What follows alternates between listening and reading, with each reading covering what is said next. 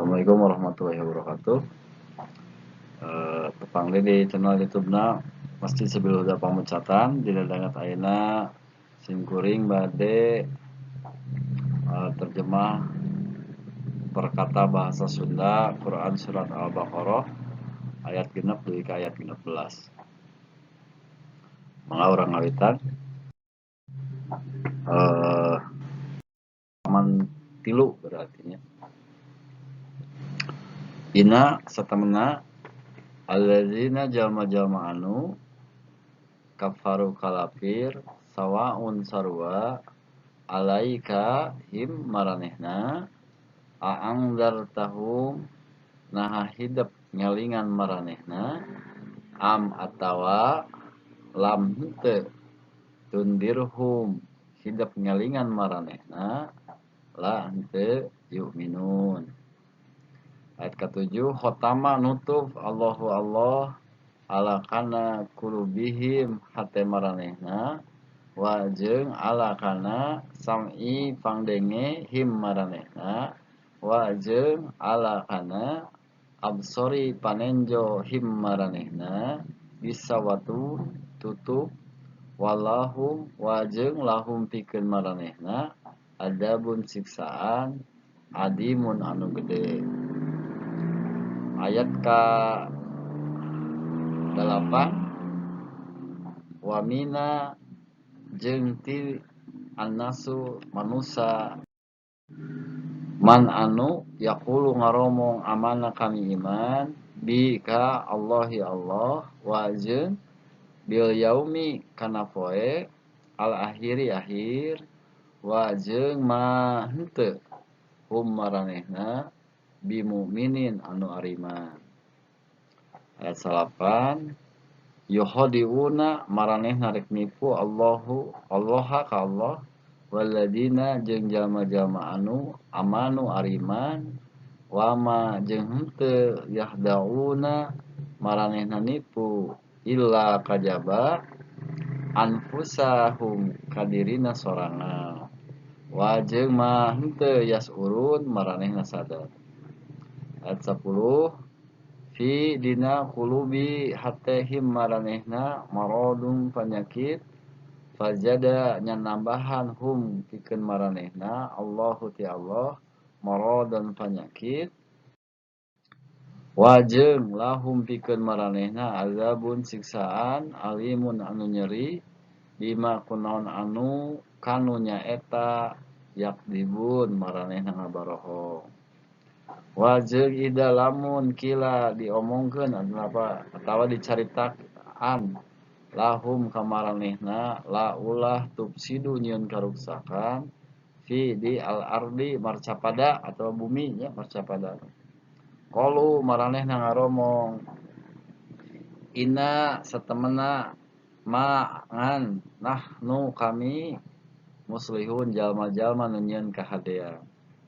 Ayat ke-12 ala ingat ina satamana hum maranehna humu maranehna al mufsidun jalma-jalma nu ngaruksak atau nu nyieun karuksakan wa jeung lakin tapi la henteu yasurun maranehna sadar.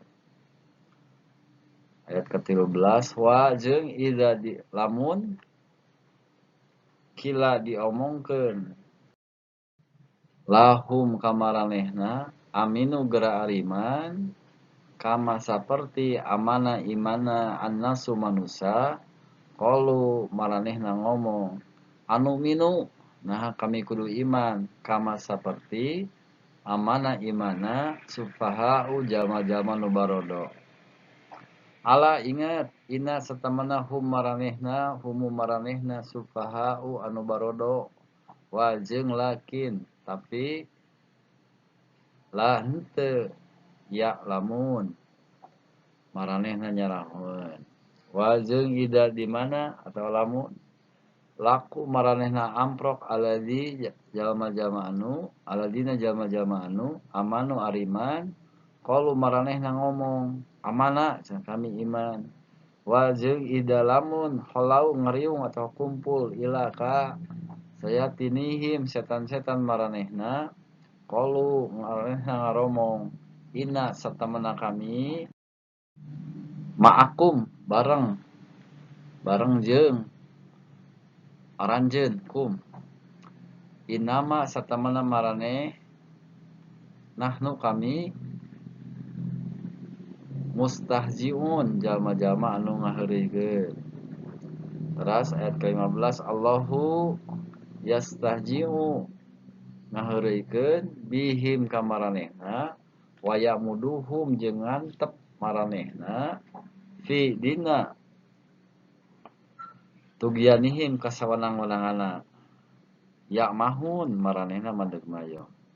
Ayat ke-16 ulaika eta maranehna alladzina jalma-jalma anu istarau meuli atawa nukeran aldolala takalinglung bil huda ku pituduh pamanya henteu robihat untung atau batiannya tijaratuhum usaha atau dagangna usahana atau dagangna atau usaha maranehna wajeng mah henteu kanu nyaeta maranehna muhtadin nu meunang pituduh.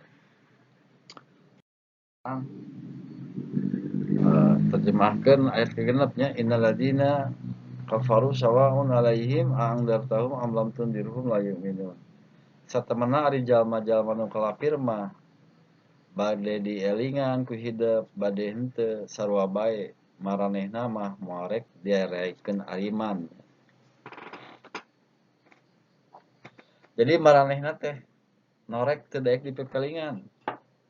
Masih keneh bisa dianggap rada wajar tapi nu rehe mah dipika dedeuh meurepan dipika sono nonjok di kade-kade aya nu gurawes bisi ti jengkang ka jero jungkang batan nganuhunkeun mah kalah ngamusuhan.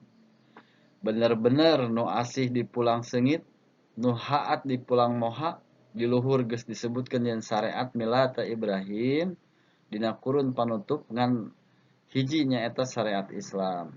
Sakumaha nu kaunggal dina dawuhan Gusti Allah dina surat Al-Imran ayat 18 juz ka-3 nu kieu nya unina. Inna dinna indallahil Islam. Satamana agama mungguhing Allah mah agama Islam. Tah dina kurun Nabi Isa syariat Nasrani jeung dina kurun Nabi Musa syariat Yahudi, tapi waktu datang kurun Nabi Isa lolobana urang Yahudi teu darekeun asup Nasrani. Nya kitu deui waktu kurun Nabi Isa diganti ku kurun Nabi Muhammad, urang Nasrani nu arasup Islam teh beunang diitung dina curug. Batan ngagugumah kana uar pangajak Rasulullah, urang Nasrani teh kalah sakongkol jeung urang Yahudi sarta urang Majusi. Jadi nurutkeun sajarah ditelasanana Khalifah Umar bin Khattab nu dimuat dina Haqiqatul Bahaiyah tulisan Dr. Mustafa Mahmud Al-Ghazona teh kabul akhbar urang Yahudi. Al-Humuzan jeung Abu Lulu urang Majusi. Nu kaopat nyaeta Zafinah Tihirah urang Nasrani. Tah jadi kaum kafir kitabi jeung Majusi teh dielingan, teu dielingan sarua bae. Maranehna moal darekeun ariman. Ari kaum kafirin teh aya sabaraha golongan? Tah nyaeta aya 7 golongan. Nu kahiji kufrul inkar nyaeta kaum ateis nu sama sekali teu percayaeun ka Allah. Nu kadua kufrul juhud nu percaya ka Allah tapi wangkelang embung ngagugu kana dawuhan mantena. Contona iblis lah. Anu katilu kufrul ahlil kitab. Golongan kafir kitabi nyaeta hiji kafir kana Injil jeung Al-Qur'an sarta kafir kana Nabi Isa jeung kana Nabi Muhammad. Nu kadua kafir kana Al-Qur'an jeung Nabi Muhammad. Nu kaopat kufrul nifaq. Golongan kafir zindik atawa kaum munafikin. Nu kalima kufru syirk. Kaum musyrikin nya sok nyembah ka Allah tapi bari nyembah ka berhala. Nu kagenep kufrul lani'am. Jalma-jalma nu tara mulang tarima kana nikmat Allah. Nu katujuh kufrul ridah. Jalma-jalma nu pindah tina agama Islam kana agama sejen atawa jalma-jalma anu murtad. Ayat ke-7 Khatamallahu ala qulubihim wa ala sam'ihim wa ala absarihim ghishawatu wa lahum adzabun azim. Allah ngonci hati jeung pangdengena oge matana dipengpeunan nyapikeun maranehna azab nu berat kacida. Jadi lamun dielingan tetap mungkir di pepatahan kalah ngabantah rupa-rupa kila-kila alamiah nu nuduhkeun ayana galagat kiamat saperti lini banjir, kahuruan tanah urub, gunung bitu jeung pirang-pirang bancang pakewuh nu rorongkah henteu ditoli. Nyari geus embung-embung teuing digeuing atawa teu hayang dipikanyaah dipikadeuh mah sakalian hate jeung ceulina dikunci mati ku Allah Subhanahu wa taala.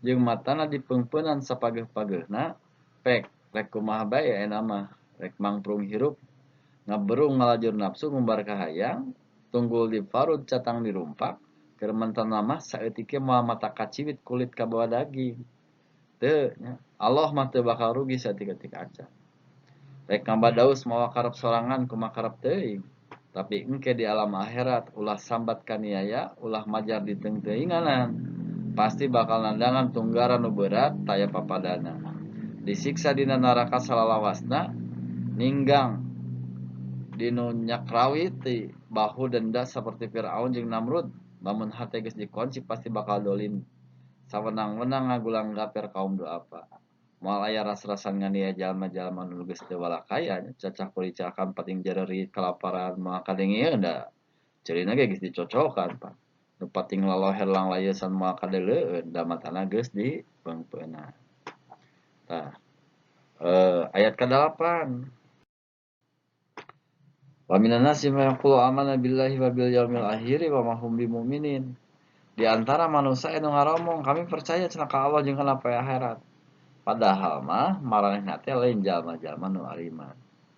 Jadi dawuhan Gusti dina Gusti Allah dina ayat ieu ayat ke-8 pikeun ngalingan urang supaya awas tur waspada sabab di antara babaturan urang nu sagulung sagalang teh aya nu mindingan beungeut ku saweui.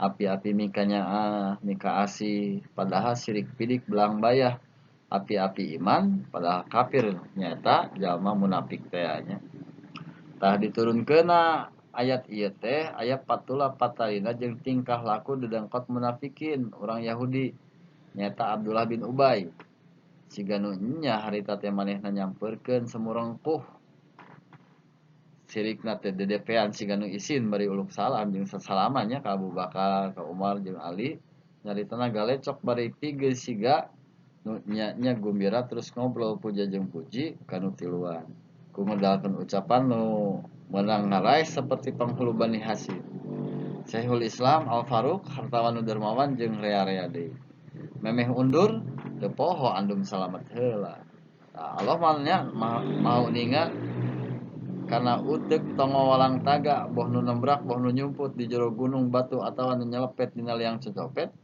nimbalan malaikat Jibril supaya nepikeun ayat 8 ieu ka Rasulullah sallallahu alaihi wasallam sakan awas tur waspada. Jadi zaman hari tamah kaum munafikin di Madinah teh kakarek saeutik teu loba kabina-bina saperti ayeuna tapi sabuni-buni tarasi teu burung cacing cirihi nya gara upama kaum muslimin bentrok jeung kaum kafirin dan nusok dikakayak kuno KTP-na Islam teh anggarnya kaum muslimin beh kaciri cerongna loba nya nu ngakukeun Islam tapi teu wawuh kana huruf Al-Qur'an ditanya naon hartina wahyu ngabigeug komo ari kana hadis masih ganu anti ngimpi ge meureun diangir mandi da buktina aya golongan inkarusuna KTP-na mah bener Islam tapi lamun kumpul ngariung jeung batur salamburna nu recok dialewohkeun teu aya lian iwati paririmbon. Anu sok digulik sok urang dayeuh nu geus kabarat-baratan lain Al-Qur'an nya tapi buku-buku falsafah karya Plato, Aristoteles, Sokrates jeung saparakancan. Tah di hiji RW umat Islam nu geus mukalaf nurutkeun sensus aya kana 500 urangna. Tapi nu sok ka masjid mah beunang diitung dina curupan. Di kampung kitu di dayeuh kitu malah dina salat subuh mah kadang-kadang aya imam tanpa makmum.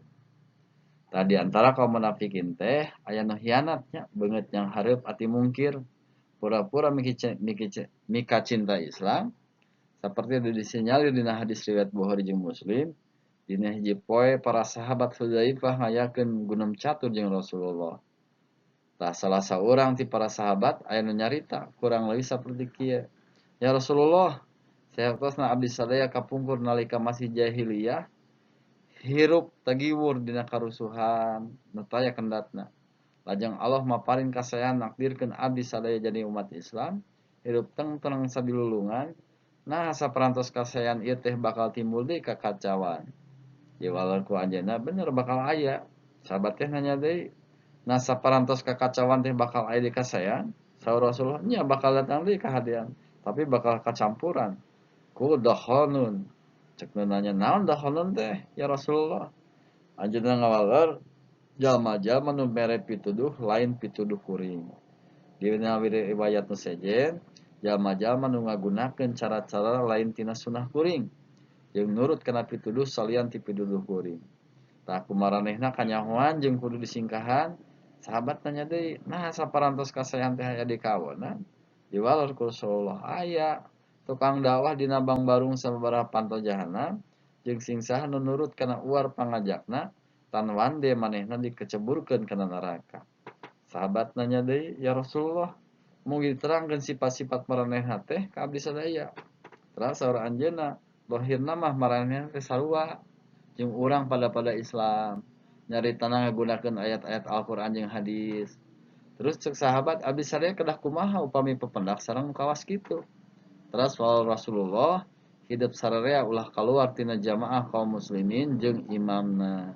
Cek sahabat, kumaha upami teu aya manehna. Terus Rasulullah jauhan ke maraneh sakumana golongan eta. Sarean hidup saraya sangsara nepi ka ngadahar akar-akaran, nepi ka kamaot ulah rek biluk ka para dai nu aya dina Bang Barung sakabeh pantona. Nah kitu. Terus ayat ke-8, yukhadi'una Allaha walladzina amanu wa may yahda'una ila anfusahum wa may yas'urun. Maranehna tarik nipu ka Allah jeung jalma-jalma nu ariman. Padahal sabenerna mah kalawan teu sadar maranehna teh nipu kana dirina sorangan. Lamun urang ayeuna leukeun nitenan kaum munafikin teh rupa-rupa pisan. Di antarana aya nu munafik lantaran bodoh, aya nu munafik lantaran sieun aseupan nangkuk, cindeukna mah rek mihapekeun beuteung cenah. Jeung aya nu boga niat jahat rek ngancurkeun Islam jeung kaum muslimin lantaran sieun karebut pangaruh kacong cai alas. Ari kaum munafikin nu bodoh mah sok pikaronyaeun, tapi hanjakal bodohna teh katutoloyo.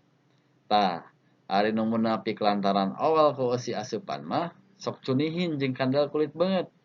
Dibarengan ku sirik pidik jaya kaniaya ka sesama sangkan maksudna tina kanan. Tah nu pangbahaya-bahayana mah kaum munafikin nu niatna jahat rek ngawut-ngawut agama Islam jeung rek ngaroga hala kaum muslimin. Aya nu make taktik licik api-api nyantri, nyarita patengtang dibumbuan ku ayat-ayat Al-Qur'an jeung hadis. Dohirna mah hadis ulama, rengkuhna pikayung-yuneun, lungguh panghulu legeg lebe, tapi batiniahna mah euwah-euwah. Ieu teh nu disebutna dohonun teh nu dina hadis tadi. Jadi dina zaman para sahabat aya dua durjana wadalan Yahudi nyaeta Abdullah bin Ubay jeung Abdullah bin Saba. Saliwat mah maranehna teh taya bedana ti ulama. Moal aya nu nyangka dorna da sapopena ngoprek tasbih. Tara tinggaleun ngalakonan nu 5 waktu sanajan teu can deukul tuluy-tuluyan dina pangsujudan oge. Jadi basa Rasulullah masih jumeneng sawatara kaum munafikin di luar kota Madinah ngaradegeun masjid, nu katelah masjid Birol sakumaha nu kaunggul dina surat At-Taubah ayat 107-11. Tujuanana jelas pikeun ngancurkeun Islam jeung kaum muslimin. Du'atun ala abwabi jahannam, maranehna dakwah dina Bang Barung sabaraha panto jahanam. Mimitina mungkal mengkolkeun tafsir ayat-ayat Al-Qur'an, terus ngadu dombakeun muslimin jeung muslimin pamustunganana numpes Islam nepi ka akar-akarna. Persis Rasulullah jeung para sahabat rek angkat ka medan laga nyaeta perang Khaibar. Jauh sababaraha urang utusan nu ngahaturanan Rasulullah supaya ngaresmikeun eta masjid. Anjeunna dilulungsur jadi imam dina salat berjamaah nu munggaran. Ku anjeunna jadi disaluyuan tapi saur nanti insyaallah engke dina mulang ti medan perang. Taku pitulung nu maha agung umat Islam unggul jurit terus ngajugjug ka lembur ngondang teh. Tapi barang nepi ka wates eta kampung, Rasulullah jeung para sahabat leureun heula pikeun ngareureuhkeun kacape kakarek ge ngaso sapanyepahan jauh Jibril ngaduhikeun wahyu di antarana kieu unggulna. Latakum fihi abada, hidup ulah salat di dinya salawasna. Kitu dawuhan Gusti Allah dina bubuka ayat 108 surat At-Taubah. Jadi zaman kiwari kegiatan kaum munafikin teh lain ngurangan malah tambah hebat, tambah lihai wan tuning disetiran lain ku jalma jore-jore, boh hartana, boh kakawasana, lain bantrak-bantrakeun nya. Kulantaran geus kausap setan teh ya. Hirup ngaberung nurutkeun pangajak nafsu, maranehna teu sadar yen kitu laku teh kaliru ka bina-bina. Maksud rek nipu Allah jeung jalma-jalma nu ariman. Padahal temahna bakal malindes ka dirina sorangan. Maranehna bakal ngegebruskeun dirina kana jurang kahinaan nu taya wiwilanganana. Lamun teu kapanggih di dunya, nu geus pasti engke di akhirat. Ayat 10-nya. Salajengna fi qulubihim maradun fajadahumullahu marada walahum adzabun alimum bima kanu yaktibun. Dina jero hate maranehna teh geus ngancik panyakit, terus eta panyakit teh ku Allah diantep sina tambah rongkah jeung pikeun maranehna disadiakeun siksaan nu nyeri ka bina-bina bongan maranehna ngabaroho. Di antara panyakit nu ngancik dina ati kaum munafikin teh nyaeta al-wahbu. Jadi ngawala perayaan sahabat Rasulullah al-wahbu teh nyaeta hubudunya wa karohiyatul maut. Hatina teh sarakah kana harta jeung tahta bari borangan atawa sieun ngalapaskeun nyawa. Sieun maot. Dina ngudag-ngudag harta jeung tahta, kaum munafikin ngetrukeun sagala taktik jeung tarekah, teu paduli ngarah ngarinah jeung linyok bohong asal maksud tina kanan. Rerebut jeung hawak meakeun batur, teu aya nu dipahing dan nu dijieun patokan ku maranehna mah papagon. Nah, jadi ngahalalkeun sagala cara lah. Nah, kitu laku teh dibarengan ku susumbar siga aing pangakangna, tapi lamun dicandung dungkeun ditangtang ngadu jajaten leutik burih miyuni hayam kabiri. Ngeplek jawer ngandar jangjang kumeok memeh dipacok. Panyakit nu ngancik dina ati teh mimitina mah mencenit leutiknya jika pasirungeun dina tunggul lila-lila gedean. Asa mokaha miru ceremet mimpi teu amit ngala teu menta lila-lila jadi ngabaju beuki dieu beuki ludeung nepi ka akhirna leber wawane jadi bangsat gero. Waktu masih jadi bawahan mah geus miruca andek nampa suap jeung ngajilat malar naik pangkat. Lila suap jeung pungli jadi ngadaki. Ari geus jadi patinggi mah ningkat ka wani teu kapalang belang pindah pileumpangan sakalian jadi koruptor kelas kakap. Sirik pidik kanu leutik belang bayah ka sasama jeung sawenang-wenang kacecah kuricakan geus teu aya nu dipantang. Gede hulu jiga jojodog unggah ka saba jeung kadedemes kawas nu kokoro manggih mulut puasa manggih lebaran. Galak jeung campelak sahaok kadua gaplok tapi anak patepung jeung nu jangkung gede nu kumisna baplang godekna ngajebumrung. Poyongkot bae siga teu aya teu upaya batan ngalawan mah kalah kasarah bongkokan. Boga rasa jadi mojang lenjang tara aya poe nu kaliwat nyonyoo eunteng jeung sisir. Nyonyoo HP update status dina WA, dina Instagram, dina TikTok bumeulis malar pamuji lila-lila sanggeus luas-luis sok tuluy ngaleos. Pamustunganana teu kapalang jadi istri tukang ngalambang sari. Berang peuting papasangan jeung jalma mata karanjang. Ari akon-akon mah iman kanu maha heman, tapi buktina tukang bohong bolongkotan. Ku kituna maranehna tanwan di nandangan bebendon, bakal disiksa ku panandasan nu nyeri pilih tanding. Hate jalma munafik geus kaancikan bibit panyakit dengki atawa hasud nu bahaya luar biasa dina hadis riwayat Abu Daud disebutkeun. Iyakum al-hasada fa innal hasada yaqulu hasanati kama taqulu narul hataba. Jaga diri tina penyakit hasud sabab hasud teh ngahakan kahadean ibarat seuneu ngahakan sulu. Jadi Panyakit dengki nu geus ngancik dina ati bisa hurung ngagedur lamun disundut ku bibit panyakit nu datang ti luar. Di antarana kakeheul nepi ka ngunek-ngunek hayang males. Lamun dianggap musuh leuwih kuat hate ngageremet terus ngarep-ngarep supaya manehna cilaka. Hasud teh bisa tumuwuh subur ku ayeuna panyakit rohani nu geus jampak di jero diri sorangan. Seperti takabur jeung tamak. Jelema nu takabur hayang didama-dama dianggap mulia mung dielehkeun ku batur boga rasa pangbeungharna, pangpinterna, pangkawasana. Lamun aya nu ngahuluhuran tawa aya nu nyapirakeun harita timbul rasa ambek. Sanggeus ngambek timbul hasud.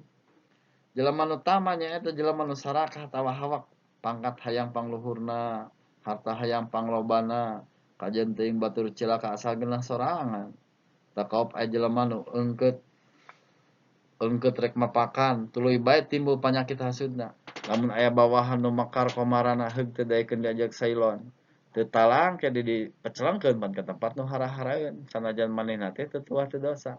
Lantaran sieun karebut kadudukan. Tah rupa-rupa panyakit rohani nu aya di kaum munafikin ku Gusti Allah moal dihalang-halang. Mantena bakal ngayunkeun sagala kahayangna tapi lain kalayan ridona. Ieu mah nu disebut panyungkun teh.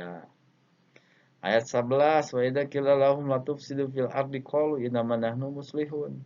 Jeung lamun disebutkeun ka maranehna, maraneh ulah ngayakeun huru-hara di marcapada, ulah ngayakeun karuksakan di bumi gitu. Pokna teh kami majal-majal soleh nu sabener-benerna.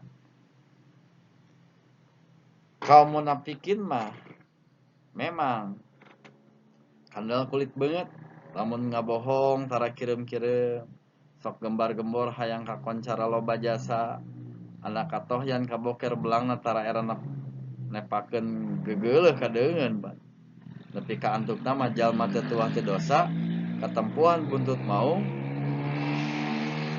jadi korban kadurjanaanana. Manehna nu ceceremet batur nu dikarawat, manehna nu nganiaya batur nu disiksa.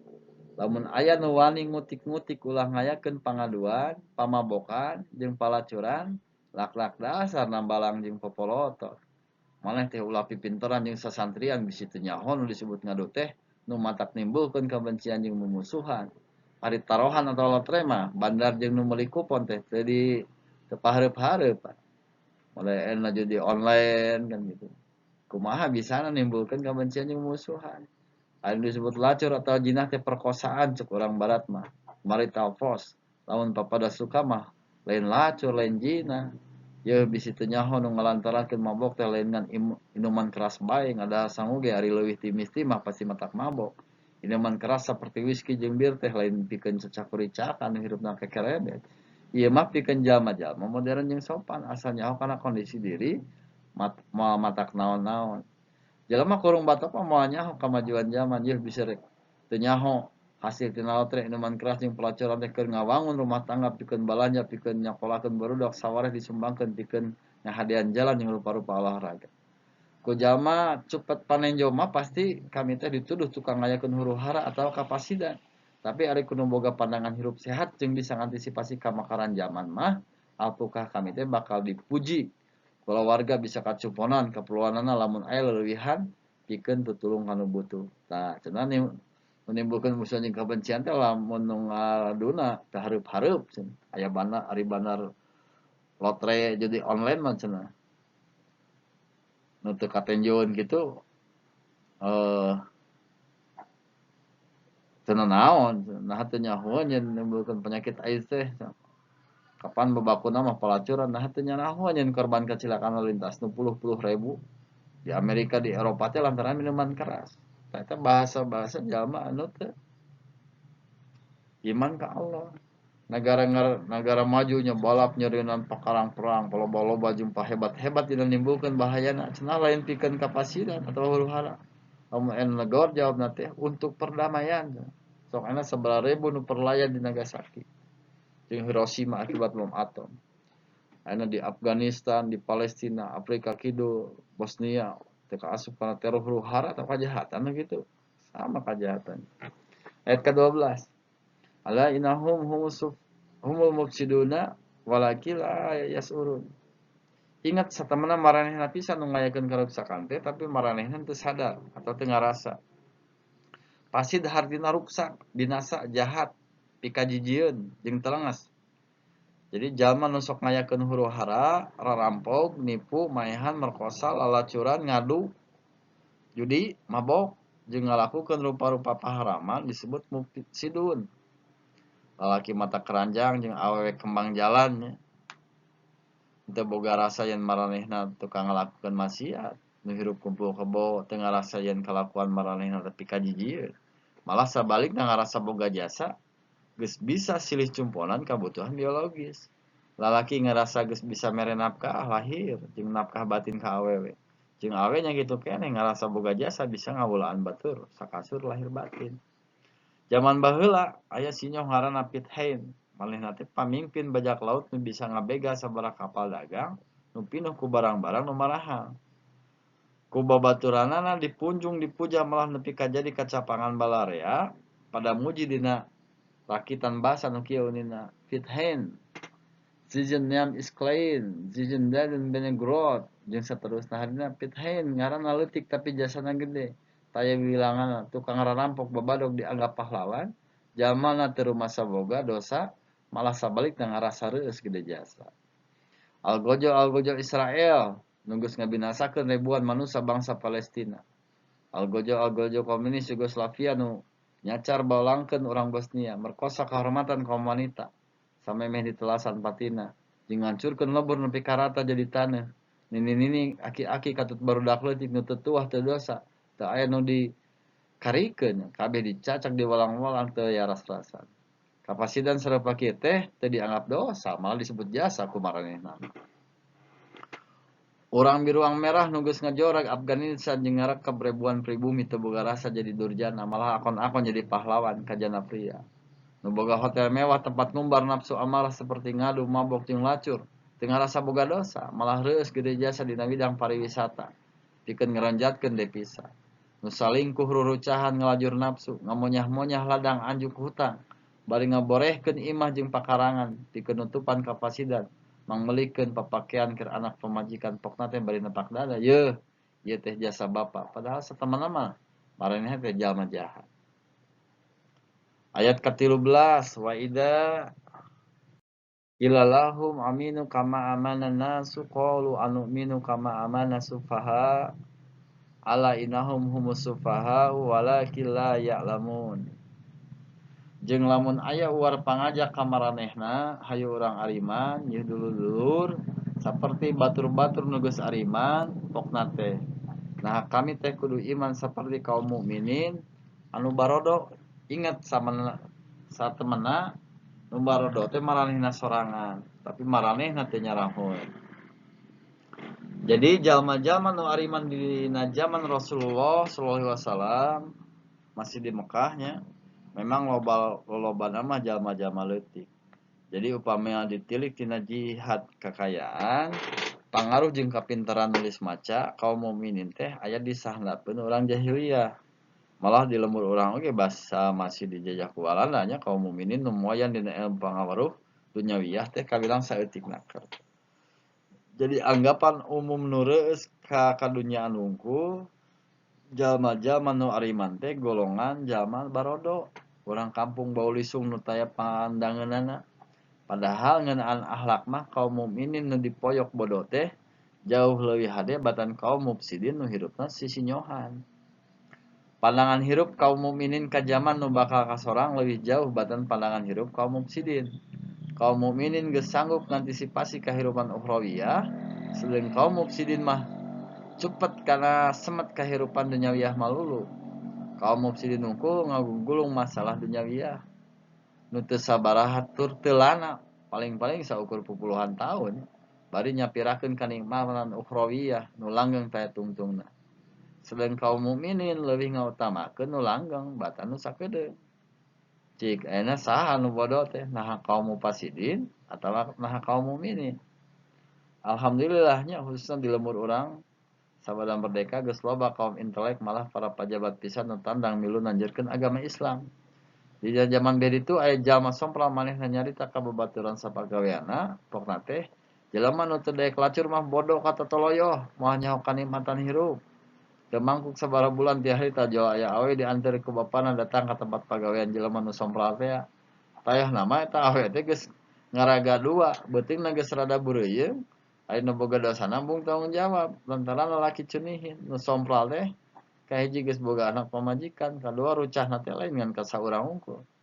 Manehna teh geus pada ngalandi donjuan. Ayeuna katosian dinu loba jelema atuh puguh bae donjuan sawo mateng teh nandangan wiwirangnya di kolong catat. Nya gede nya panjang. Reup geuneuk rai pias nyarita Arab reup katurug katutuh encan oge lubar ka era saminggu teh harita manehna teh kudu diopnam. Da katerap panyakit sipilis. Ayeuna mah kumanehna teh karasaeun mamalana tapi duka rek sadar duka moal aya nu bodoh teh mana horeng lain nu iman tapi nu fasik. Ayat 14. Wa idza laqul ladina amanu qalu amanna wa idza khalau ila syayatinihim qalu inna ma'akum innama nahnu mustajirun. Lamun maranehna amprok jeung nu ariman pokna teh kami ge iman. Tapi anu rerejengan deui jeung setan-setana atawa kokolota maraneh ngaromong abdi mah tetep ngiring ka bapa. Nyarios kitu sote eta mah saukur heuheureuyeuh. Tah ieu kaum munafikin zaman baheula jeung zaman ayeuna sarua beungeut nyengareup ati mungkir. Sekeseler Abdullah bin Ubay jeung Abdullah bin Sabat teh kiwari geus nyebar ka mana mendinya narekab ka sakuliah jagat. Di lemur urang ge sigana mah loba ka bina-bina. Kecap-kecap nu pika nyarieun saperti santri buduk, Islam fanatik, kaum kuno jeung leere deui, lain dikedalkeun ku urang Nasrani, Yahudi atawa Hindu. Tapi ku jalma-jalma nu KTP-na Islam. Nu maksa guru ngaji kudu ngiihan Al-Qur'an. KTP-na mah Islam, nu nipu nu rek munggah haji oge KTP-na mah Islam. Loba nya ini jamaah-jamaah haji nu katipu. Tah lamun datang kana riungan umat Islam maranehna sok lekok bisa ngucapkeun assalamualaikum. Nu hese ka cirina mah munafikin nu bener-bener ngulik agama Islam. Kaum orientalis nu kungsi nganjrek di lembur urang ge pasehatna keur ngadalilna teh malah aya nu dipulung mantu ku panghulunya. Usung esang kaum orientalis pasti aya malah bisa jadi loba. Kulitna sarua jeung urang, KTP-na sarua. Nyaritana petentang dibungbuan ku Al-Qur'an jeung hadis. Saperti disaurkeun ku Rasulullah, "Humin jildatina wa yatakallamuna bil alsinatina." Maranehna teh kulitna kulit jeung urang Islam jeung nyarita na saletah jeung urang.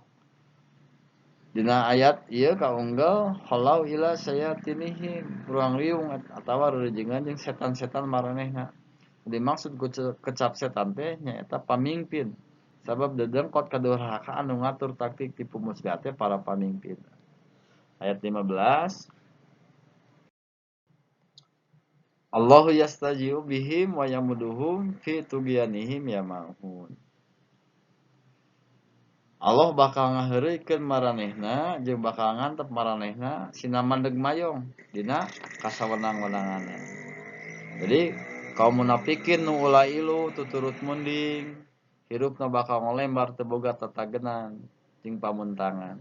Siga lauk paeh kabuntang banting ku ombak. Batur lebaran milu lebaran, batur natalan milu natalan. Mungguh dina keur jag-jag waringkas mah memang siga nu gerah taya kasusah. Malang mulintang taya karingrang. Tapi ana ditibaran musibah kakarek galingging panas tiris ge geus samarasa sieun digotong ku pajaratan. Dari kana alam akhirat masa kapeung sok percaya babakuna lamun keur tungara nya. Jiwana rega teu was-was gampang stres jeung frustasi. Ari kaum munafikin golongan dedengkotna mah memang geus baroga tekad jahat ti dituna. Lamun beunghar sok mabok ku kabeungharan. Lamun luhur pangkat sok mabok ku kakawasaan. Sirik pidik jaya kaniaya kan leutik. Tapi sakapeung sok siga nu hariwang inggis ku bisi rempan ku beja umat Islam beuki lila beuki loba. Kumaha teuing lamun isuk jaganing geto leuwih kuat ti maranehna timbul rasa mendeg mayong dina kasawenang-wenanganna. Ti peuting teu ngeunah cicing ti beurang asa bayeungyang ku Gusti Allah diantep sina baleuweung siga nu linglung sakapeung ngaberung ngalajur nafsu sakapeung hulang-hulang siga nu puyeng. Rasakeun wawalas ti mantena maranehna ngahareuikeun Islam jeung kaum muslimin. Ayeuna maranehna dihareuikeun. Ayat anu ke-16, ulaikal ladzina istaraw dalalata bil huda famarabihat tijaratuhum wa makanu muhtadin. Eta teh jalma-jalma nu meuli kalinglung ku pituduh kulantaran kitu usahana moal nguntungkeun jeung maranehna moal merenang pituduh. Kalinglung teh mataknya sabkeun. Jelema nu linglung lamun ngitung sok kerok. Lamun lunta ti imah rek kakalir ini ka kidul. Tukang dagang nu linglung sok rugi. Supir nu linglung bisa nyelakakeun dirina jeung nu seje. Nu linglung mah di kota sok nyasap, di leuweung sok kasaru, jeung di sagara sok katambias. Ninggang di raja lamun linglung dina Nyakrawati, bahu denda teh sabulang bentor. Sawanang-wenang, nu bager dijibir ceulina, nu bader dianteur ka hayangna. Jadi kalinglung teh mata kasasar lampah. Jelema nu kasasar lampah tan wande ngarandapan musibat. Kacida cilakaan lamun aya jelema meuli musibah ku pituduh agama. Dina ayat ieu disebutkeun meuli kalinglung ku pituduh, nu bisa dihartikeun secara harfiah atawa letterly jeung sacara majazi atawa figuratif. Contoh dina harti harfiah hiji ayat-ayat Al-Qur'an ditulis dina kertas terus dilipat-lipat geus kitu dibungkus ku lawan bodas atawa ditulis dina kulit maung. Ieu teh nu ilahar disebut isim atawa jimat. Jimat tolak bala, jimat kawedukan, jimat sileget teureub jeung sabangsana. Dinamikeun teh sok bari nampak pamulang sanajan teu adorega tapi geus pada ngarti. Nu kadua dakwah bari basang tarif. Sekali panggil sakitu 10.000, 10 juta atawa sakitu 100.000. Dina harti majalisi contohna ngagembor-gembor agama lain lillahi ta'ala. Tapi di tahta atawa di politik aya ulamanya ngebantah dawuhan Allah Subhanahu wa taala dina surat Al-Ahzab ayat 58 juz 22 ngeunaan kewajiban kaum muslimat dina nutupan badan ku jilbab. Pokna teh eta mah busana impor ti Arab lain urusan agama Islam. Kaum pria Arab teh nganggap awewe saukur pikeun nyumpunan syahwat. Malar kaum pria teu gampang kagoda nya kaum wanitana kudu di kurudungan. Aya deui Kiai Inventaris nu ngabantah larangan ngadu nu kaunggal dina surat Al-Maidah ayat 80 jeung 81 juz 7. Nu matak nimbulkeun al-adawata wal laba doa. Adawata wal doa memusuhan jeung kabencian. Pokna teh model baheula mah aya SDSB forecast gitu. Terus aya judi online. Sabab cenah ngadu teh moal nimbulkeun mumusuhan jeung kebencian. Ari ngadu mah lawan jeung lawan, pahareup-hareup. Tah dinu kieu nya carana sok timbul mumusuhan jeung kebencian. Sedang bandar kupon. Terus mulai judi online. Jeung nu meulina cenah teu panggih. So eta mah moal bakal mentak pasea. Dua contoh ieu teh harti majasi meuli kalinglung ku pituduh. Usaha saperti kieu moal bakal nguntungkeun. Bisa jadi bakal nampa duit loba jeung kalungguhan tambah luhur. Tapi harta jeung tahta tanpa barokahnya. Hamo bakal matak bunga, malah kalah nambahan kamarudahat teh. Tapaeun sakitunya rada panjang. Bilih aya suatu motor segala rupi kirang kadangu name mari ya masjidna di pinggir jalan sim kuring ngadamel ya videona di masjid. Mudah-mudahan ya guna sareng manfaatna. Wabillahi taufiq wal hidayah. Wassalamualaikum warahmatullahi wabarakatuh.